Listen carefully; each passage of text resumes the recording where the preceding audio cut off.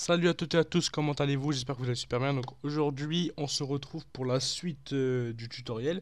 Donc la dernière vidéo, si vous vous en rappelez, on avait bien vu comment créer un projet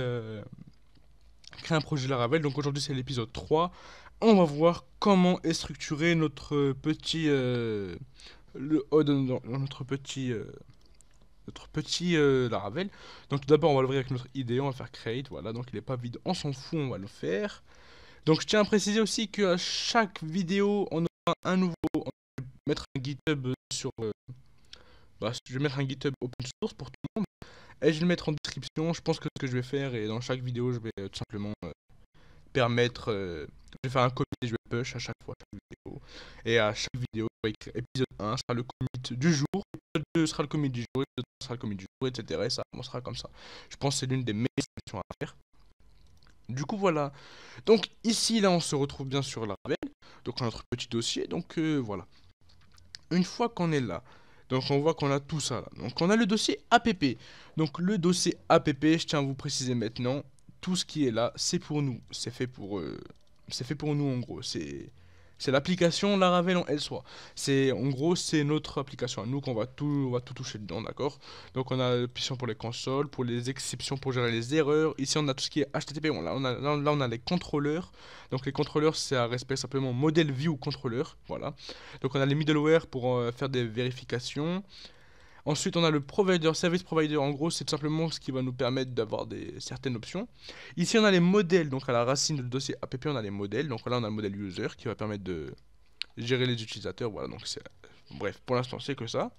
Ensuite, on a le modèle Bootstrap. Bootstrap, c'est tout simplement le truc qui va lancer l'application quand on va dans app. Voilà, c'est ça qui va lancer l'application. Donc, ça, on touche pas trop. Vous aurez jamais l'occasion de toucher parce que déjà. Il est dans les Git Ignore, du coup vous n'aurez jamais l'occasion de le toucher. Il servira strictement rien pour votre application si vous le touchez. Ensuite on a le config. Le config ici, il contient tous ces petits dossiers de config. Donc, on a l'app, tout ça, tout ça. Et vous allez voir que ça serait assez drôle, c'est qu'on a à chaque fois la... Attendez, là on l'a pas. Mais par exemple, je sais pas moi, là, on a toujours le petit env. Donc le env c'est quoi? C'est tout simplement les variables d'environnement. Donc on va revenir après pour les variables d'environnement. Ici on a les databases, ici on a la base de données. Donc on a les factories. Factories c'est pour générer des fausses données. Voilà. Ici on a les migrations. Les migrations c'est simplement pour créer une table. Voilà. Et faire des modifications dessus. C'est simplement pour les projets. Par exemple, imagine on a enfin une base de données. Une base de données à... C'est vraiment très très rare où vous avez un projet et la base de données ça reste la même pour tout le projet. Généralement la base de données elle s'améliore, elle augmente. Du coup voilà. Donc c'est la meilleure solution à faire pour pouvoir tout simplement avoir une base de données qui s'améliore. Du coup, ensuite, on a la table seed, enfin le petit dossier seed. Le petit dossier seed, ça permet tout simplement de créer des fausses données en fait, hein. Donc, ça permet de. Enfin, des fausses données. Par exemple, ça permet d'incorporer des données dans la base de données sans pour autant avoir besoin d'avoir fait tout le reste en haut. Du coup, voilà, sans les mettre manuellement, ça les mettra automatiquement. Ensuite, on a le dossier public. Donc, en gros, votre petit Nginx ou votre petit Apache devra pointer vers le dossier public, vers le index.php plus précisément. Du coup, ça permet de faire le routing, etc., etc. Du coup, voilà.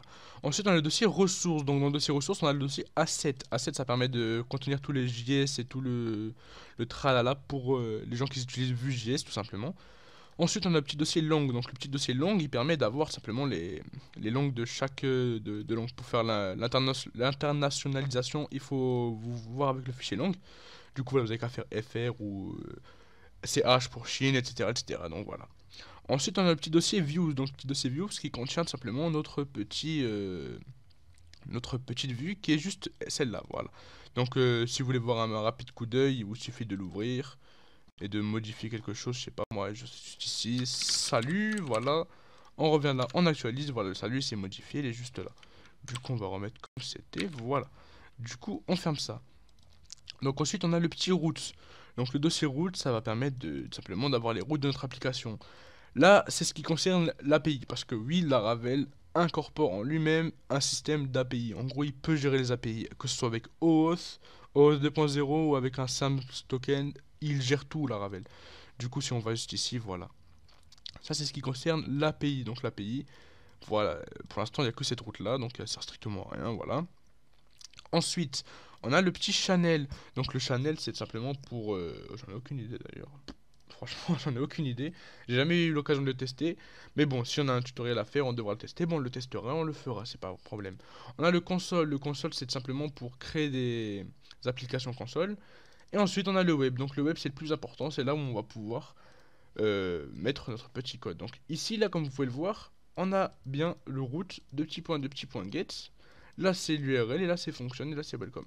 Donc déjà, dès que je vous invite à ce que je vous invite à faire dès que vous avez un projet Laravel, c'est tout simplement de faire un alt entrée et de faire import class.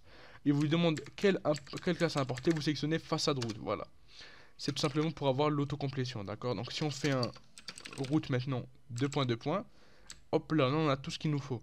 Alors que si on n'avait pas ce petit truc là magique en haut qui est tout simplement le namespace, il va nous dire on sait pas ce que tu veux, d'accord? Donc moi je vous conseille vraiment de mettre le petit use là, c'est très pratique, mais moi je le mets et ça me permet d'avoir un meilleur rendu niveau visuel. Ensuite, on a tout simplement le petit dossier storage. Donc le petit dossier storage, il contient tout simplement, par exemple, les logs, le cache, etc., etc. Donc le storage, c'est un petit dossier qui va contenir tout ce qui nous passe par la tête, on va dire, voilà. Ensuite, on a le petit dossier test. Donc le test, ça va nous permettre de faire nos tests unitaires, nos tests features, donc simplement. Donc on va en faire pas mal à l'occasion pour tester notre application. C'est très important. Ensuite, on a le dossier vendor qui va contenir tout simplement tout le code de Composer.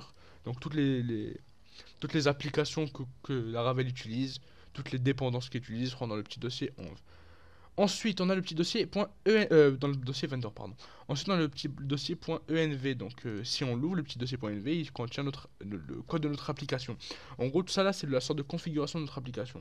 Donc, on a le dossier .env qui n'est pas versionné. Je tiens à préciser, par exemple, là, il écrit You are editing a file which is ignored. En gros, c'est un fichier qui est ignoré par GitHub. Tout simplement parce que c'est un fichier où chaque machine a sa propre configuration dessus. Par exemple, on n'aura pas la même base de données en développement qu'en test. Donc c'est très important, il faut prendre ça en compte. Du coup, voilà. Ensuite, on a le petit dossier .env qui nous permet de... Si vous avez par exemple une application qui s'appellera Salut, juste ici ça s'appellera Salut, voilà. Donc en gros, ce sera la même application pour tout le monde, hein, tout simplement. Donc c'est juste pour avoir une idée. Ensuite, voilà. Ensuite, on a tout simplement notre petit artisan. Donc le artisan, c'est simplement une application qui va nous permettre d'avoir accès à la ligne de commande, donc PHP artisan. Voilà. Donc c'est simplement une application, une ligne de commande qui va nous permettre de faire pas mal de choses, comme par exemple créer des contrôleurs, créer des migrations, créer une base de données. C'est lui qui va faire tout. Donc en gros, c'est un peu notre poudre à perlimpinpin, va tout faire à notre place. Ensuite, on a le composer.json. Donc le composer.json, tout simplement, c'est le truc qui va nous dire que ça va là, ça va là. C'est ça qui va require tous les projets, tout ça. Donc on n'a jamais à le toucher aussi. On a le composer.log simplement pour dire que on utilise la version de ça pour ça, on utilise la version de ça pour ça, la version de ça pour ça pour ce projet. Ensuite, on a la package.json. Donc le package.json, il est là pour simplement ceux qui utilisent Node.js et Webpack. En gros, c'est pour compiler tout le petit code qu'on a et ça va le faire en un seul fichier unique et ce sera beaucoup plus propre et beaucoup plus simple pour la production, je dis bien pour la production et non pas pour le développement, hein. Ensuite, on a le PHP unit.xml. En gros, ça c'est la configuration de PHP. Donc concernant le .xml, donc c'est très important, c'est un petit code qui, voilà quoi, il est assez beau, voilà, simple, bref. En gros, ça, il commence déjà par le configurer, donc c'est très simple. Ensuite, on a le readme c'est le readme de Laravel, tout simplement. On a le server.php, on ne touche pas, on s'en fiche un peu. Et on a le webpack-mix.js qui va permettre de compiler le JS et le CSS, tout simplement. Du coup, voilà, donc une très courte présentation de Laravel.dev, de notre petit projet, voilà. Donc je vous dis rendez-vous à la prochaine vidéo pour voir comment créer des URL pour notre petit site. Donc on va voir comment créer certaines URL grâce au petit fichier web.php, voilà. Du coup, je vous dis à la prochaine.